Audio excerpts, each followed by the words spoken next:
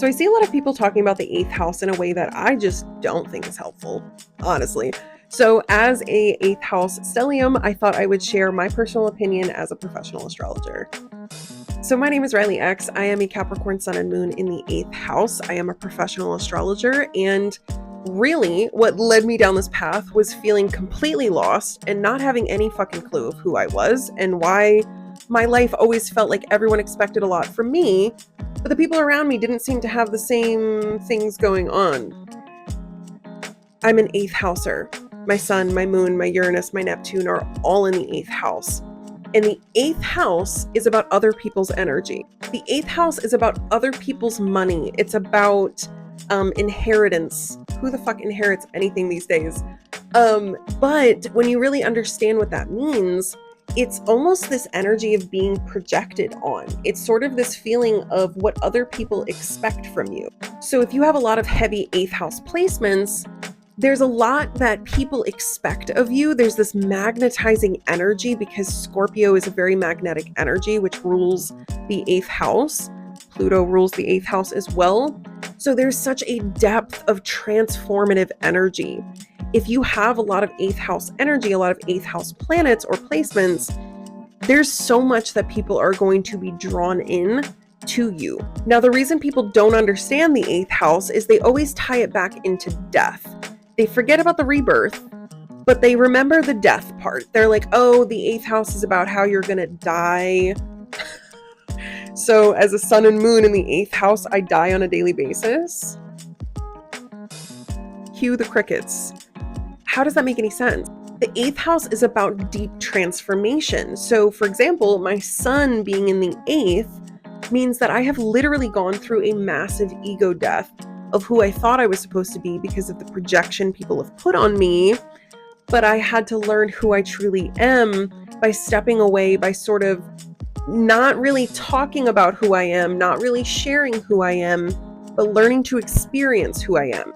The moon placement is another good example because with the moon in the eighth house, there's sort of this energy of feeling other people's feelings and then being confused. Is that how I feel about things?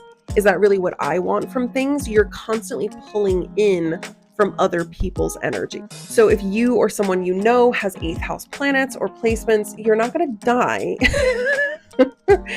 I mean, you are going to die at some point, but learning to accept the transformational energy of the eighth house, the alchemizing energy is really the better word for it, because there's something you're likely going to go through that's really dramatic, that's really intense, that's going to transform you. It's going to make you see things from a new perspective. For example, I broke my back when I was 12. What kind of eighth house shit is that?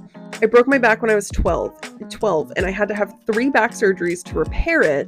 So the experiences I had through my teen years were so much deeper than anyone around me. I was experiencing true solitude and having to understand there's nothing wrong with me. And what I was going through was just part of my life. It wasn't something I was choosing. It wasn't something that I was doing. There was something that needed to shift within me. And the universe is always going to put you through situations to make you see things from a new perspective. So if you're an eighth houser or you have a lot of eighth house energy, I want you to remember it's not something that's bad. It's something that the human experience is going to be more deep. It's going to be more intense. It's going to be, there's so much depth to it. You're also likely going to see through the fallacy, through the Maya, through the illusion of what other people think is going on here. Eighth house energy, you just dig deeper to the truth and you can see things from a different perspective that other people are afraid to look at. You have this awareness of what is real on a deeper level.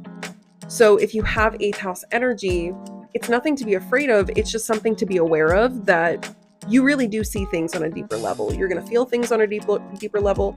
You're going to see them on a deeper level. People are going to project on you in that area of your life. It's a part of it. And honestly, I wouldn't change it.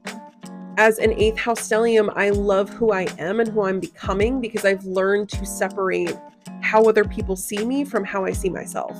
And honestly, I feel like that's the biggest task with 8th house placements. I hope this video was helpful, and if you do need more help, you can book a session with me at rxtarot.com.